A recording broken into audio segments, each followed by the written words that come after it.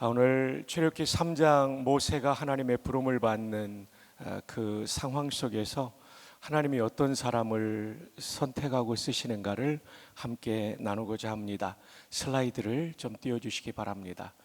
출애굽기 3장 1절을 보면 찬찬히 읽어보면 좀 특별한 부분이 있죠. 모세가 그의 장인 미디안 제사장 이드로의 양떼를 치더니, 모세가 지금 자기 양떼를 치고 있지 않다는 점이 특이합니다. 지금 이 시점은 모세가 광야에 들어온 지 몇 년이 지난 때입니까? 우리가 잘 아시죠? 40년이 지났습니다. 40년 동안 장인의 양을 쳤는데 아직도 자기 양이 아니라 장인의 양을 이끌고 호렙산 기슭으로 가고 있는 모세. 굉장히 대조적인 인물이 있죠. 창세기에 장인의 양을 친 또 다른 한 분이 있습니다. 아시는 대로 야곱이라는 인물이죠. 그는 몇 년간 장인의 양을 쳤습니까? 예, 정답입니다. 20년. 그리고 몇 마리의 양을 가졌습니까? 두 떼라고 되어 있죠. 예, 두 떼. 영어 성경에 two camps, 두 개의 진영을 이룰 만큼 큰 무리의 양떼, 또 가축떼를 가지고 있었죠. 그러나 안타깝게도 모세는 야곱보다 2배의 시간을 보냈어요. 40년이니까요. 똑같이 장인의 양을 쳤는데 모세는 2배의 시간을 보냈지만 아직도 그는 장인의 양떼를 치고 있었다. 이것이 1절의 소리가 관찰해야 될 중요한 포인트가 되겠습니다. 자, 그럼 질문을 드리겠습니다. 출애굽기 3장 1절에서의 모세의 마음은 어땠을까요? 선택 지문은 다음 두 가지입니다. 1번, 의욕이 충만한 삶을 살고 있었다. 저는 주로 정답을 2번에 배치합니다. 2번, 삶의 의욕을 잃고 우울한 삶을 살고 있었다. 정답은 2번. 믿어주셔서 고맙습니다. 제가 그렇게 생각하는 이유는 야곱보다 2배나 더 되는 시간 장인의 양을 쳤지만 오늘 본문 1절에 자기 양을 이끌고 간 게 아니라 장인의 양을 이끌고 갔다는 거죠. 자, 근데 중요한 것은 이런 우울감에 사로잡힌 모세에게 하나님께서 찾아오셨다는 것입니다. 이게 우리의 편견을 깨는 중요한 관점이죠. 우리는 적극적인 사람을 하나님이 쓰신다고 생각하지만 출애굽기 3장 4장 쭉 넘어가면 대단히 소극적이고 못 간다고 말하고 심지어 우울감에 사로잡혀 있는 모세를 지도자로 선택하고 있죠. 계속해서 보실까요? 하나님은 자신감이 가득 찬 사람만 쓰시는 것이 아니라 우울감에 빠진 사람도 얼마든지 그에게 사명을 주고 힘을 불어넣어 그를 사용하시죠. 그래서 모세가 못 간다고 하니까, 말 못한다고 하니까 아론을 붙여주고, 그리고 사람들이 안 믿으면 어떡할 거냐니까 그냥 가슴에 손을 집어넣었다가 꺼내보니까 한센병이 발하기도 하고 회복되기도 하고, 지팡이를 던지니까 뱀이 되기도 하고. 근데 지팡이 머리를 잡으러 가지 않고 뱀의 머리를 잡으러 가지 않고 꼬리를 잡으러 가죠. 그건 죽는 길입니다. 사실은 뱀은 머리를 잡아야 되는데, 그래야 물리지 않는데, 이걸 통해서 하나님께서 말씀하시죠. 꼬리를 잡아도 그 지팡이로 다시 만든다. 그래서 용기를 주시고 사명을 주셔서 보내는 거죠. 역사 속에 우울감 가운데 쓰임받은 사람이 있습니다. 자, 슬라이드를 보실까요? 아브라함 링컨입니다. 링컨의 우울증이라는 책이 있어요. 바로 이 책이죠. 조슈아 울프 쉔크라는 사람인데, 저 책의 맨 뒤에는 수십 페이지의 참고 문헌이 있습니다. 소설이 아니라는 것이죠. 그리고 조슈아 울프 쉔크는 영화 링컨의 감수 역할도 했던 분이죠. 무려 450쪽에 가까이 이르는 아주 두꺼운 책입니다. 여기에 보면 링컨이 우울증을 앓았습니다. 기질 자체가 우울증이었고, 그는 어릴 때 남동생이 어린 나이에 죽고, 어머니께서 또 링컨이 어릴 때 세상을 떠나죠. 누나가 계셨는데 참 링컨을 사랑해줬던 누나가 결혼하고 아이를 가졌는데 유산을 하게 되고 그 후유증으로 세상을 떠납니다. 여러분, 링컨의 첫사랑 여인의 이름을 아십니까? 저 책에 나옵니다. 앤 루트리지입니다.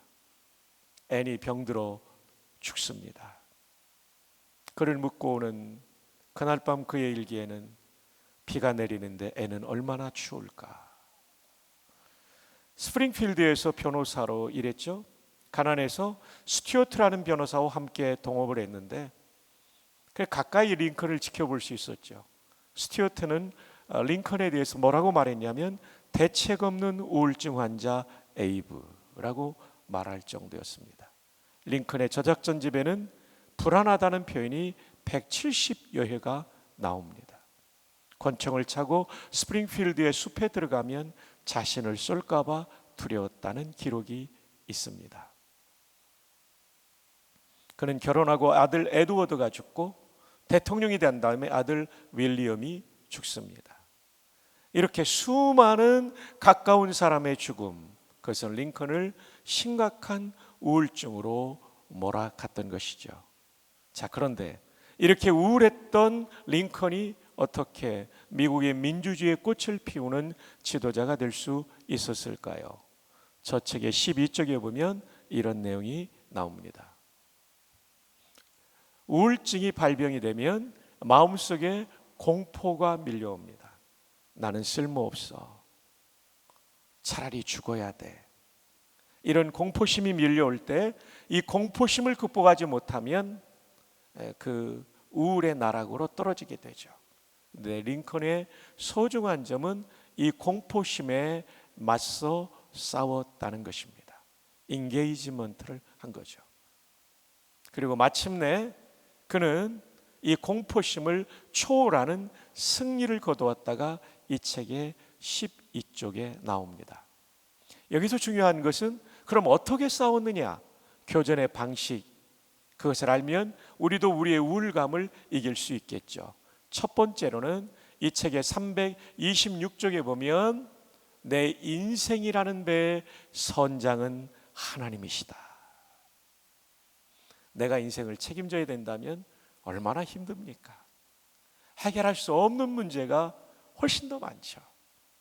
그런데 전지전능하신 하나님이 내 인생이라는 배의 선장이라는 믿음이 있다면, 또 실제로 하나님이 그렇게 해주시니까 그 마음의 우울감, 불안함, 두려움, 공포를 이길 수 있는 거죠. 내 인생이라는 배의 선장은 하나님이시다. 거기서 끝나지 않아요.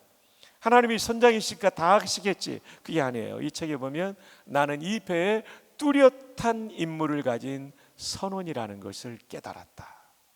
이게 우울증을 이기는 첫 번째 단초가 됩니다. 내 인생이라는 배의 선장은 하나님이시다. 한번 따라해 볼까요? 내 인생이라는 배의 선장은 하나님이십니다. 나는 뚜렷한 임무를 가진 선원입니다. 아멘. 옆에 있는 분에게 한번 하이파이브 하면서 새벽이지만 축복합시다. 당신의 배의 선장은 하나님이십니다.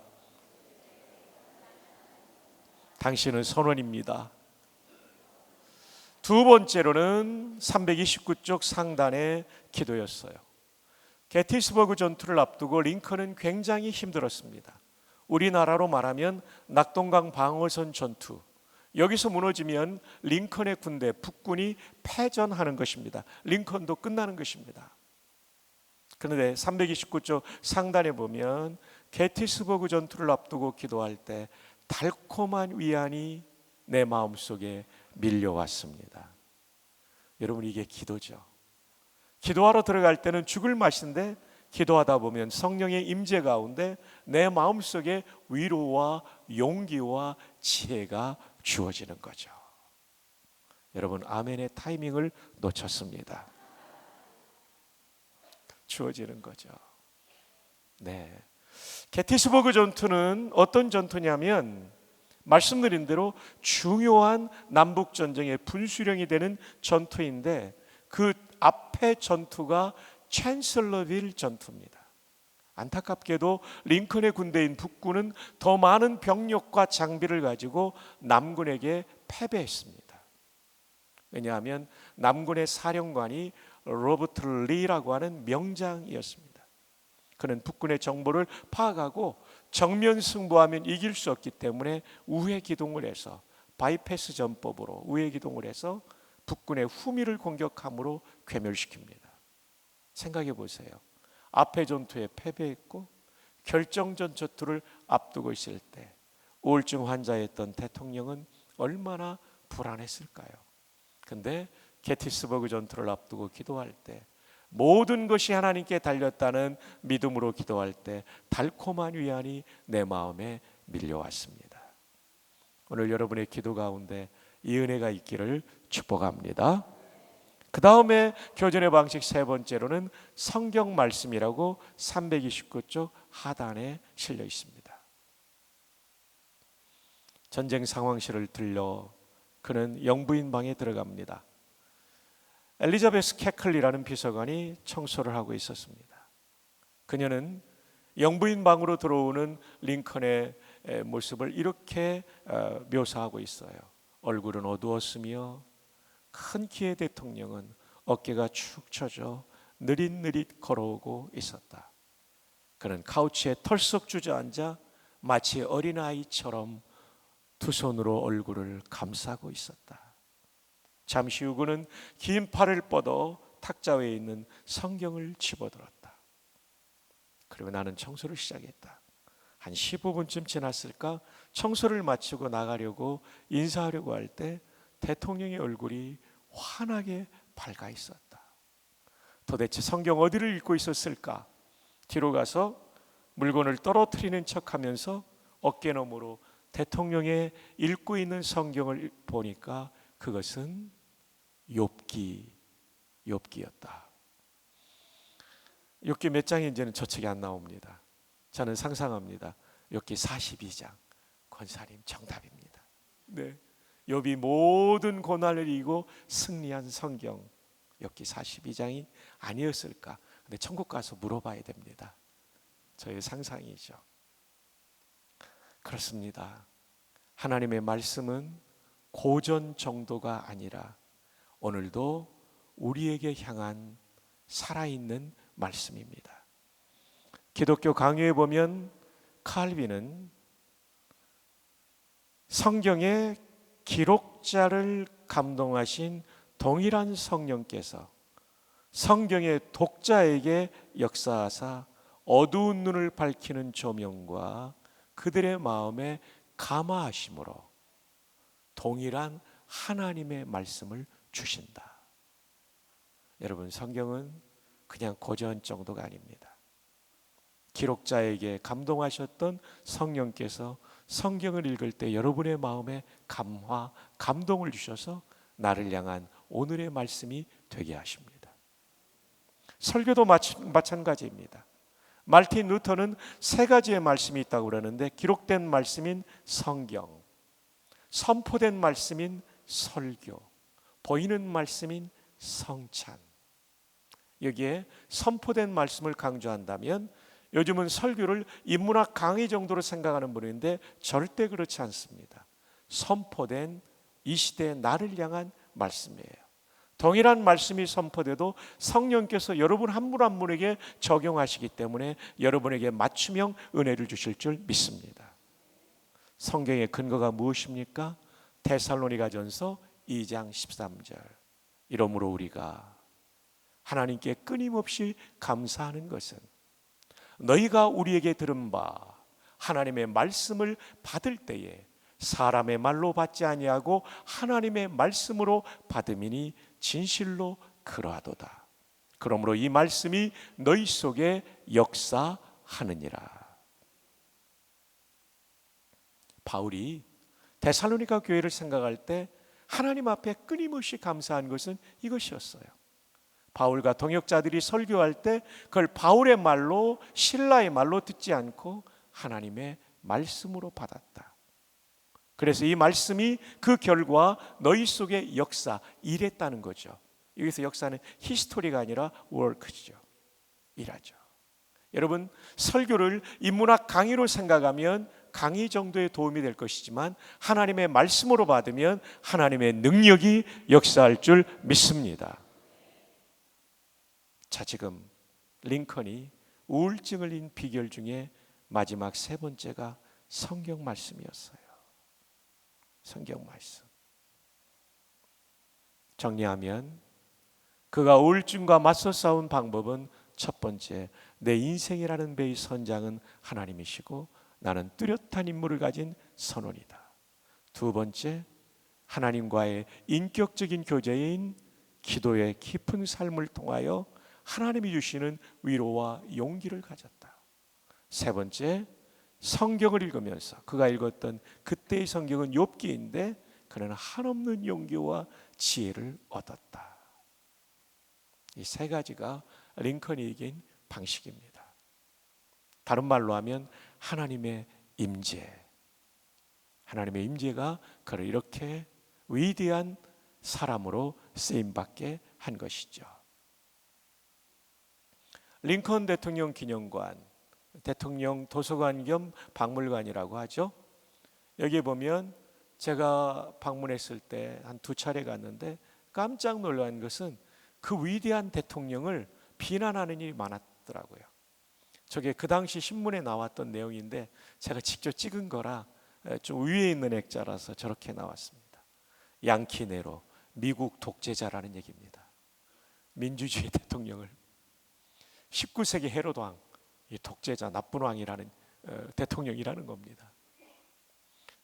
흡혈귀라는 말까지 썼습니다. 전쟁을 일으켜서 많은 젊은이들 죽게 했다. 여러분, 우울증 환자였던 링컨이 이런 더 많아요. 한 요 정도 되는 방 안에 링컨 비난하는 뭐 고릴라, 침팬지라는 말도 있고 하여튼 뭐 그리고 링컨을 침팬지 같이도 그려놓은 만평도 있어요. 우울증 환자가 얼마나 힘들었을까요? 이 작은 방에 바닥부터 꼭대기까지 벽에 사방으로 이것을 붙여놨어. 이런 비난과 모함 속에 그가 그 우울증을 이기고 역사를 새롭게 한 사람이 됐던 비결은 그 세 가지였던 것이죠. 우리에게도 이 은혜가 있기를 축복합니다. 하나님은 어떤 사람을 쓰십니까? 우울증, 우울감에 사로잡힌 사람도 얼마든지 쓰실 수 있습니다. 하나님의 임재를 통하여. 이 특세는 얼마나 소중한 지폐입니까? 여러분의 특세 가운데 하나님의 강력한 은혜가 임하기를 주님의 이름으로 축복합니다. 출애굽기 3장 1절에 모세가 그랬죠. 40년간 장인의 양을 쳤지만 자기 양 한 마리 없는 것, 이건 삶에 의욕이 없다라고 평가하지 않을 수 없는 것이죠. 또 하나님은 어떤 사람을 쓰십니까? 3장 2절에 보면 떨기나무 가운데 나타나세요. 3절에 보면 떨기나무가 왜 타지 않는가, 왜 컨슘 되지 않는가 관심 가지고 가보니 거기서 하나님이 떨기나무 가운데서 모세를 부르십니다. 어떤 나무라고요? 떨기나무에 하나님이 임재하세요. 떨기나무는 뭡니까? 영어 성경에 부시, 영한 사전에 보면 관목, 국어 사전에 보면 관목은 다 자라도 키가 3m 미만의 덤불류의 나무들입니다. 3m 이상이 되면 트리라고 그러고 3m 이하는 부시라고 그러죠. 조지 부시 대통령 이름이 이 부시입니다. 이 부시는요 잔가지가 많아요. 키가 작아요. 그러니까 기둥감이 아니에요. 우리는 인재를 뭐 동양지제, 뭐 기둥감이라고 그러지 않습니까? 이 떨기나무는 이 동양지제가 아니에요. 제목감이 아니에요. 거기다가 땔감으로 쓰려고 해도 가시까지 있는 떨기나무류가 있기 때문에 이건 성가신 겁니다. 어떻게 보면 떨기나무는 쓸모없는 나무인데 하나님이 그 나무에 임재하시는 거죠. 만약에 팜트리, 종려나무에 멋진 나무에 임재하시려면 모세를 호렙산으로 이끌지 않고 오아시스로 이끄셔야 됐죠. 근데 구태여 척박한 호렙산으로 이끄신 것은 거기에 떨기나무에 자신을 계시하면서 모세에게 용기를 주시는 거죠. 나는 쓸모없어, 아무것도 아니야. 40년 전에는 이집트의 왕자로 에티오피아 원정군 사령관까지 되고 승리한 사람이었지만 이제는 40년의 광야 생활 속에 떨기나무같이 되어버린 그에게 하나님이 찾아오신 거죠. 이 자리에도 나는 쓸모없어라고 생각하는 사람이 있을 수 있어요. 아니에요. 하나님이 임재하시면 여러분도 쓰임받을 수 있습니다. 중요한 건 하나님의 임재입니다. 아들 부시 대통령은 예일 대학을 나오고 주방위군 전투기 조종사까지 지낸 사람이지만 알코올 의존증에 빠집니다. 알코올 중독이죠. 정말 그의 인생이 망가져가는 것 같았어요. 나이 40세 가족이 메인주로 휴가를 갔을 때, 그분들은 텍사스 사람들인데 메인주로 동부에 휴가를 갔을 때 빌리 그레이엄 목사님이 찾아오죠. 어렸을 때부터 믿었던 예수님이지만 다시 복음을 듣고 그때 예수님이 구주임을 확신하고 술을 끊게 되죠. 텍사스 주지사 2번, 미국 대통령 2번을 지내죠. 조지 W. 부시의 놀라운 변화, 그의 이름이 떨기나무는 사실을 아십니까? 떨기나무 조지 W. 부시가 그렇게 쓰임받은 겁니다. 이런 특세가 중요한 것은 하나님의 임재를 경험하게 되고 이것을 통하여 우리와 우리 자녀 손의 운명이 바뀌게 되는 역사가 일어날 줄 믿습니다. 여러분, 이것은 파블로 피카소의 1942년의 걸작품 황소머리 불스헤드라는 작품입니다. 여러분, 이 작품은 무려 2천만 달러의 영국 런던 경매시장에서 판매되었습니다. 근데 아십니까? 이 걸작품의 소재가 쓰레기장에 버려진 자전거, 그리고 그 자전거의 안장을 가죽을 벗기고 철제 안장에 핸들바를 용접한 것이 전부입니다. 만약에 박성규 목사가 만들었다면 이건 누구도 관심을 안 가질 겁니다.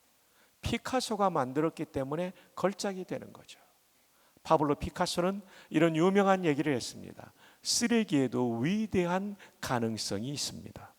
거기에 누구의 지혜와 손이 닿느냐가 문제입니다. 인간 예술가의 지혜와 손이 닿아도 걸작이 된다고 한다면 그 예술가도 만드신, 우주 만물을 만드신 역사의 주인이신 전지전능하신 하나님이 우리의 인생에 임재하시고 우리를 만져주신다면 우리의 인생도 걸작이 될 줄 믿습니다. 우리 옆에 사람에게 하이파이브 합시다. 하나님이 임재하시면 당신도 걸작이 됩니다. 시작. 하나님이 임재하시면 당신도 걸작이 됩니다. 저도 사실은 10살 때 아버님이 돌아가시고 소아 우울증이 왔습니다. 어릴 때죠. 그래서 사람을 만나는 게 싫어서 교회를 안 나갔어요. 얼마 동안 안 나가냐면 1년 동안 안 나갔습니다. 박성규 목사가 장기 결석자 출신이라는 사실을 아시나요? 근데 저희 주일학교 선생님이 52주를 찾아오셨어요. 그 권사님의 이름이 박순경 선생님, 제 친구 어머님이세요. 본인이 바빠서 못 오실 때는 제 친구인 홍진이를 보내주셨어요. 1년이 돼가니까 미안한 마음이 들더라고요. 그래서 따라 나갔어요. 근데 그때 하나님께서 요셉의 스토리를 우리 전도사님을 통해 들려주시는데 요셉이 고생을 많이 한 게 저랑 비슷해 보이더라고요. 물론 말도 안 되는 거죠. 요셉이 훨씬 더 고생했지만, 그리고 요셉의 인생이 달라지는 걸 보면서 하나님이 붙잡아 주시면 이렇게 사람이 복되게 쓰임받을 수 있구나. 그때부터 말씀이 들어오니까 우울증을 이기게 되더라고요. 5학년 때부터 4학년 내내 한 번도 안 나가다가 5학년 때부터 은혜 받고 중등부 회장, 고등부 회장 하면서 서명 받고 우리 청신대학교에 80년도에 입학을 하게 되었던 것이죠. 지금도 생각해 보면 박순경 선생님의 그 가난한 집의 외아들, 아무 볼품없는 아들을 포기하지 않고 찾아와 주셨던 그 선생님의 사랑이 오늘의 저를 있게 만든 거죠. 여러분, 우리가 준비할 방주, 이것은 우리의 다음 세대들, 여기 계신 귀한 분들이죠. 이 영화를 아시죠? 쉰들러 리스트라는 영화죠. 오스카 쉰들러가 실제 인물인데 2차 세계대전 때 나치가 유태인들을 수없이 죽일 때 그가 알고 있는 그릇 공장, 범란 공장, 여기에 유태인들을 채용해요. 내가 채용한 사람은 죽이지 말라고. 그리고 독일군 나치에게 돈을 줘가면서 이 사람 살리죠. 무려 1100명을 살립니다. 전쟁이 끝나고 헤어질 때 유태인들이 너무나 고마워서 금반지를 만들어줘요. 그 금반지에는 이런 내용이 쓰여져 있었던 것이요. 누구든지 한 생명을 구원하는 사람은 전 세계를 구원하는 것이다. 여러분이 살린 한 사람이 어쩌면 여러분이 할 수 있는 것보다 더 많은 일을 하게 되죠. 박순경 선생님은 저 하나를 살렸지만 제가 군목으로 있을 때 3천여 명의 장병들이 저를 통하여 복음 듣고 세례를 받았어요. 다리와로 복음 전하고 예수님 영접한 사람만 세례를 꼼꼼히 챙기면서 영접한 걸 확인하며 줬는데도 3천 명이 넘죠. 부전교회 목회하면서 그 수많은 성도들을 목회한 거 사실은 박순경 선생님이 저와 함께 한 거죠. 저 하나를 살렸지만 수많은 젊은이들을 구원하는 일에 동역자가 되셨고 목회의 동역자가 되셨고 지금은 한국교회 내일을 준비하는 총신대학교 총장으로서 박 선생님이 저와 동역하는 것이죠. 한 사람을 살리는 것, 이것은 전 세계를 살리는 것이죠. 우울증에 사로잡혔던 저를 포기하지 않았던 선생님이 계셨기 때문에 제가 있는 거죠. 귀하신 교회학교 선생님 여러분, 여러분의 반에도 박성규가 있을 겁니다. 포기하지 않고 그가 회복될 때까지 기도하며 사랑하며 인도하기를 주님의 이름으로 축복합니다. 그 선생님이 그렇게 중요하죠. 하나님께서는 어떤 사람을 쓰십니까? 떨기나무같이 부족한 사람도 얼마든지 쓰신다는 겁니다. 그러니까 여러분들이 사람을 평가할 때 저 아이는 안 돼, 저 사람은 안 돼 라는 것은 굉장히 잘못된 판단입니다.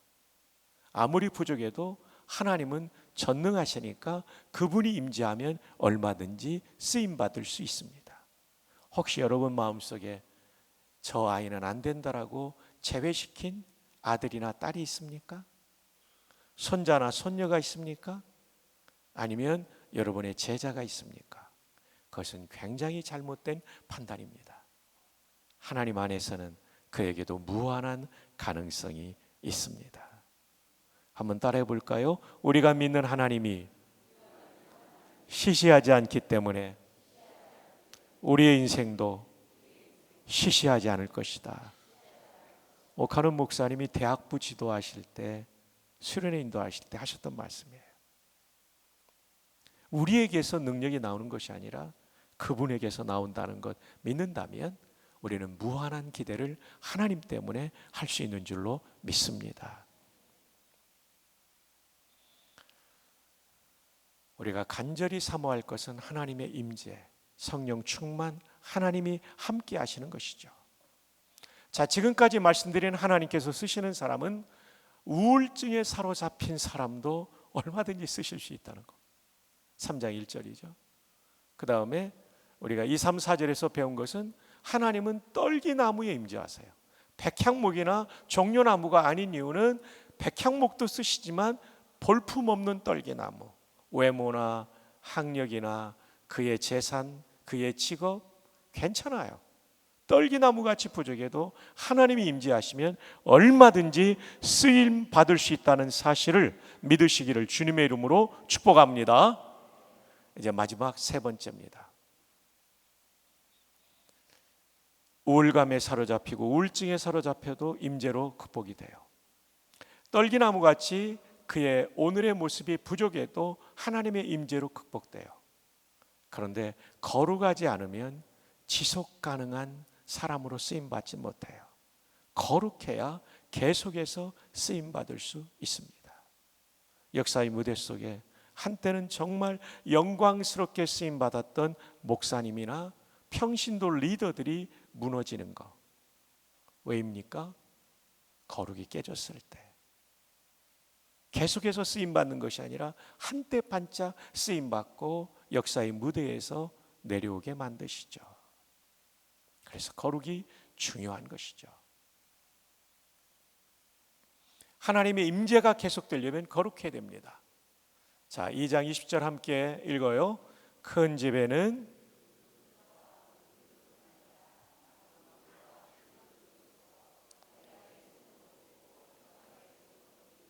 그러므로 누구든지 이런 것에서 자기를 어떻게 하면, 깨끗하게 하면 귀 쓰는 그릇이 되어 거룩하고 주인의 쓰심에 합당하며 모든 선한 일에 뭐가 되리라?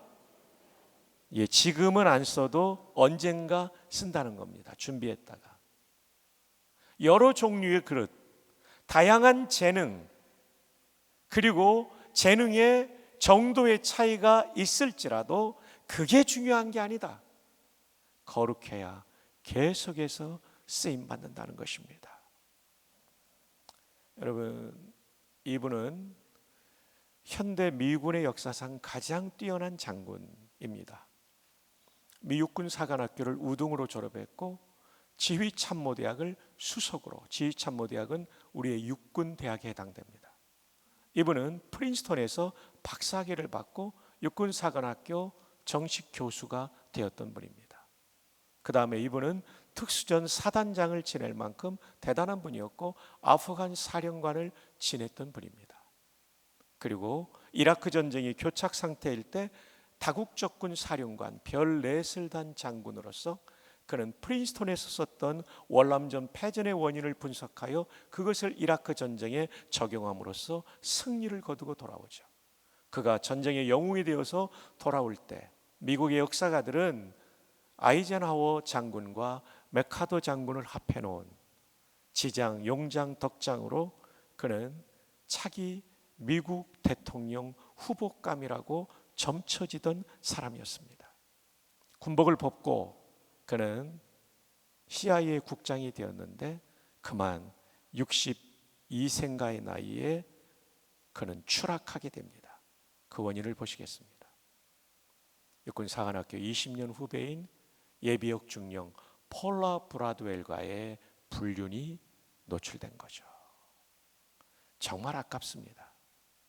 지금은 데이빗 퍼트레이어스를 누구도 기억하지 않죠. 물론 가끔 CNN이나 이럴 때 인터뷰에 나오긴 하지만 대통령이 될 수 있는 사람이 이렇게 추락한 이유, 이 실력과 이 경륜 가지고 쓰임받지 못한 이유가 뭡니까? 한때는 정말 잘 쓰임받았습니다. 근데 이가 몰락한 이유가 무엇입니까? 거룩이 깨지면, 목회자뿐 아니라 성도들도 거룩이 깨지면 추락하는 것입니다. 보배로운 성도 여러분, 여러분의 삶에 거룩이 회복되기를 축복합니다. 그 훌륭한 다윗도 무너질 때가 있었어요. 거룩이 깨졌을 때 무너진 거예요. 그러나 철저하게 회개하고 다시는 그 범죄에 빠지지 않으니까 인생이 회복된 거죠. 여러분 가운데도 거룩이 깨진 분이 있습니까? 이성 문제나 돈 문제나 또 다른 중독 문제로 거룩이 깨진 사람이 있다면 이번 집회에 철저히 다윗처럼 회개함으로 다시 하나님께서 여러분의 인생을 들어 쓰시는 은혜가 있기를 주님의 이름으로 축복합니다.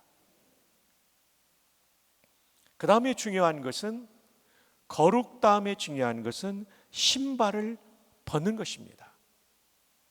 신발을 벗는다는 것은 무슨 뜻일까요? 성경을 문법적인 해석, 구원 역사적인 해석, 또 하나는 문화적인 해석을 해야 되죠.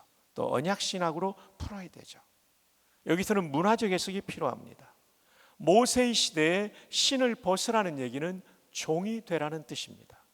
자유인은 모두 신을 신고 살았지만 종들은 맨발로 살았기 때문에, 모세야, 너 이제까지 네 맘대로 살았지? 내가 너 쓰고 싶은데 이제는 종으로 살아라. 이 얘기를 하고 계시는 거죠. 하나님이 쓰시는 사람은 한결같이 종으로 살았던 사람입니다. 열왕기상 8장 23절은 중요한 구절인데, 솔로몬이 성전을 다 짓고 난 다음에 그가 하나님께 드린 기도가 8장 23절부터 쭉 시작됩니다. 이스라엘의 하나님 여호와여, 위로 하늘과 아래로 땅에 주와 같은 신이 없나이다. 주께서는 온 마음으로 주의 앞에서 행하는 종들에게 언약을 지키시고 은혜를 베푸시나이다. 여러분, 하나님께서 언약을 지키시고 은혜를 베풀어 주시는 그런 성도로 살아가고 싶습니까? 그러기 위해서는 주 앞에서 반마음이 아니라 온 마음으로 행하는 종들이 되시기를 축복합니다. 목회자들만 종이 아니라 모든 성도가 종이 되어야 됩니다. 그분이 왕이십니다. 이것이 현재 경험하는 하나님 나라죠. 이어지는 기도를, 솔로몬의 기도를 관찰해 봅시다. 8장 24절에 자기 아버지를 선왕이라고 부르지 않고 주의 종이라고 불러요. 25절도 26절도 그 위대한 왕을 주의 종이라고 불러요. 28절에 자기 자신을 주의 종의 기도라고 하면서 자기를 주의 종이라고 부르죠.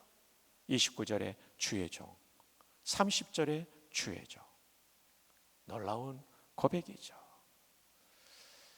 여러분, 정말 여러분의 인생이 복되려면 하나님 앞에 종으로, 그분 말씀하시면 순종하는 종이 되기를 축복합니다. 근데 요즘 젊은이들은 컴퓨터의 종이 된 분들이 많죠. 그래서 컴퓨터를 위한 기도문도 있다고 그러죠. 메모리에 있는 우리 프로그램 암호를 거룩하게 하옵시며, 운영 체계에 임하옵시며, 명령이 모니터에서 이룬 것 같이 프린터에서도 이루어지이다. 오늘날 우리에게 일용할 데이터를 주옵시고 파일의 에러를 사하여 주옵시고 우리를 다운에 들게 하지 마옵시며 다만 정전에서 구하옵소서. 대개 CPU와 하드와 USB가 컴퓨터께 영원히 있사옵나이다. 엔터.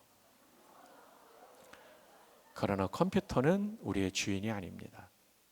나 주님만을 섬기리 헛된 마음 버리고 우리 하나님만이 우리의 주인임을 믿으시길 바랍니다. 고대의 종은 네 가지 특징이 있어요. 자기 뜻이 없었어요. 아무리 하고 싶어도 주인이 하지마, do not 하면 딱 멈춰서요. 하기 싫어도 주인이 해야 하면 순종하는 사람이었어요. 그래서 신앙의 핵심이 순종인데 이건 종의 삶을 가리키는 거예요.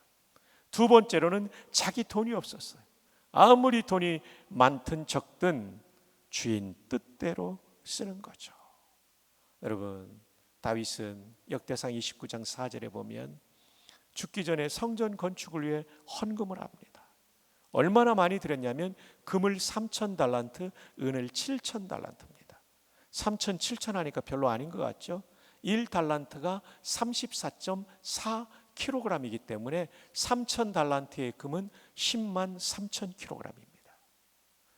은 7,000달란트는 24만 kg입니다. 저희 비서가 계산해 보니까 이 합산이 13조 7천억 원입니다.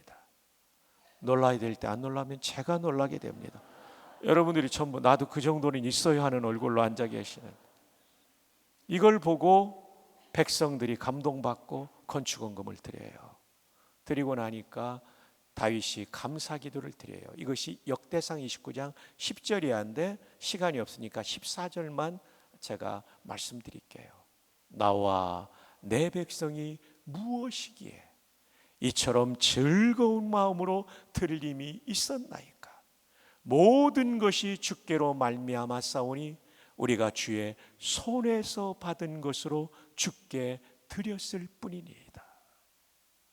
즐거운 마음으로 13조 7천억 원을 드린 이유는 뭡니까? 그거 하나님께로 다 왔다는 거죠. 내가 이 땅에 태어난 것도 은혜, 이만큼의 건강을 가진 것도 은혜, 이만큼의 돈을 가진 것도 은혜, 앞으로도 은혜로 살 것이기에 즐거운 마음으로 주의 손에서 받은 것을 돌려드린다는 거죠. 이게 종의 마음입니다. 제가 군에 있을 때 낙하산을 탔는데요, 특수부대는 일본으로 뜨는 가장 부담되는 일을 군무기 합니다. 왜냐하면 이 지상 400m 뛸 때 참 겁나거든요. 뛸 때마다. 근데 군목은 하나님과 가까우니까 군목이 안전하면 우리는 다 안전하다는 믿음을 안 믿는 사람들도 가지고 있습니다. 겁나죠. 저도 딸이 태어난 지 한 3개월 됐을 때 탁 뛰어내리는데요, 주낙하산이 배낭이고 이게 안 펴지면 제가 수동으로 당겨야 되는 예비 낙하산이 앞에 이렇게 있어요. 그걸 걸어요. 뒤에는 배낭처럼 메고 비행기나 기구에 걸고 뛰어내리면 400m에서 뛰어내리면 70m를 쭉 빠지다가 이게 펴집니다. 펴지는데 이게 4초가 걸리니까 시간을 세야 됩니다. 4초 후에는 펴졌는가 산계 검사를 하고 안 펴졌으면 당겨야 되니까 그 4초가 그렇게 길게 느껴지더라고요. 근데 숫자를 외쳐야 내 귀에 들리고 기억이 되니까 1초, 2초 이렇게 하지 않아요. 왜냐하면 공중에 바람이 입으로 들어오니까요, 큰 소리로 1만으로 계산해요. 1만이 1초예요. 1만, 2만, 3만, 3만 하면서 땅을 보는데 한 40초 정도 안 펴지면 저희 가서 제 몸이 부딪히면 온몸의 뼈가 골절돼 죽는 겁니다. 4만 하고 상계 검사하는데 몸이 빨리 올라가는 느낌과 함께 쫙 펴지더라고요. 너무나 감사해서 할렐루야. 그리고 이 낙하산 줄이 28개인데요 오른쪽과 왼쪽에 각각 하나의 조종줄을 가지고 있는데 테크라인이에요. 볼펜 깍지 같은 게 있는데 쫙 당기면 이쪽 가고 쫙 당기면 왼쪽 가고 둘 다 당기면 빨리 떨어져요. 여러분 하늘에서 하늘을 보니까 더 멋지더라고요. 땅을 봐도 멋지고 여러분도 꼭 경험하시면 참 좋을 것 같습니다. 근데 이 창공에서 내려오는 기쁨을 맛보려면 지상교육의 마지막 관문을 통과해야 낙하산을 타게 합니다. 왜냐하면 이게 뛰어내릴 때 겁먹고 자세가 잘못되면 사고가 날 수 있기 때문에 그래요. 근데 마지막 관문이 뭐냐면 모형탑에서 인간이 가장 공포를 느끼는 높이에서 뛰어내리는 훈련을 합니다. 이게 11m인데요. 근데 안전한 것은 강철 케이블에다가 도르래를 걸어 놓았고요. 그 도르래 위에 제 낙하산, 모의 낙하산 줄을 걸었기 때문에 뛰어내려도 안 죽는 걸 아는데 이게 뛰어내리면서 끈이 팽팽해질 때까지는 추락하는 느낌인데 이때가 기분이 안 좋고 겁나는 거거든요. 그래서 밑에서 볼 때는 아무것도 아닌데 올라가면 굉장히 높아 보입니다. 이게 11m입니다. 수백 명이 훈련을 받으니까 안 뛰고 겁먹고 있으면 훈련이 차질이 되니까 점프 마스터 중사분들이 주로 하는데 발로 뻥 차면 으악 하고 떨어지는데 안 죽고 잘 매달려서 둔덕까지 갑니다. 근데 또 올라가면 또 겁나는 거예요. 근데 이 자세가 나와야 합격이 되는 거예요. 눈을 감으면 안 되고 겁먹으면 사람이 눈 감거든요. 뛰어내리자마자 예비 낙하산을 잡아야 됩니다. 왜냐하면 이거 고장나면 바로 당겨야 되니까. 이게 잘 안 돼요. 저도 몇 번에 합격했는데요, 참 이 모형탑 11m 앞에 서면 공포를 느껴요. 우리는 이것을 공포의 11m라고 부르는데 성도들에게도 공포의 11m가 있으니 11조 은금이라고 말씀드리겠습니다. 11조 하면 죽는 줄 아는데 절대 안 죽습니다. 여러분, 그때 우리는 새로운 차원의 신앙을 경험하죠. 저희 아버님 돌아가시고 가난한 집인데 11조를 드리면서 어머니 드리는 기쁨이 있다 지내놓고 보면 그 주님을 향한 신앙 고백적 예물이 오늘까지 저희 생애에 놀라운 복이 된 것을 고백하지 않을 수 없습니다. 세 번째는 자기 자녀가 없습니다. 내 뜻대로 자녀를 키우지 않고 주인 뜻대로. 여러분의 자녀를 꼭 그렇게 하십시오. 그리고 신학대학원에 오겠다고 하면 말리지 마시고 총신대학교 신학대학원에 보내주시기 바랍니다. 목회는 미천한 한 인간이 섬길 수 있는 최고로 영광스러운 직분입니다. 쉽지 않지만 보람이 있습니다. 여기 총신대학교 신학대학원에 이쪽에 앉은 분들, 저기 뒤에 있는 분들 꼭 오시기 바랍니다. 다만 하나님이 부르실 때. 네 번째로는 자기 생명이 없었죠. 주기철 목사님, 박관준 장로님을 우리 모두가 한국교회사의 보석처럼 여기는 것은 생명조차 주인의 뜻대로 바친 거죠. 여러분, 이 시간 우리가 모두 이런 종이 되기를 주님의 이름으로 축복합니다. 근데 사람은 충격을 받아야 기억을 하기 때문에 좀 충격적인 얘기를 오늘 아침에 나누고자 합니다. 자, 우리 모두 종이 되어야 되는데 남성한테는 종놈이 되시기 바랍니다. 여성한테는 종, 하이파이브로 축복합시다. 시작. 네, 하나님 쓰시는 사람은 다윗도 솔로몬도 종이었을 때, 종의 자리를 떠났을 땐 죄지었고요, 종의 자리를 지키면 은혜 받았어요. 쓰임 받았어요. 자, 이제 마칠 시간입니다. 이거는 시간상 넘어갑니다. 하나님께서 쓰시는 사람, 우울증, 우울감이 있어도 쓰신다. 하나님의 임재가 있으면, 은혜 받으면, 이번 특세에 그런 은혜 받기를 축복합니다. 떨기나무같이 부족해도 쓰십니다. 하나님의 임재가 있으면, 은혜 받으면 쓰임 받습니다. 그런데 계속 쓰임 받으려면 거룩해야 됩니다. 거룩이 깨졌다면 다윗처럼 회개해야 돼요. 그리고 종이 돼야 돼요. 내 마음대로 살지 말고 주 뜻대로 사는 사람이 될 때 여러분의 인생, 자녀손의 인생은 기가 막히게 복되게 쓰임받는, 지금 현재 상황이 아무리 어려워도 아무 문제가 되지 않아요.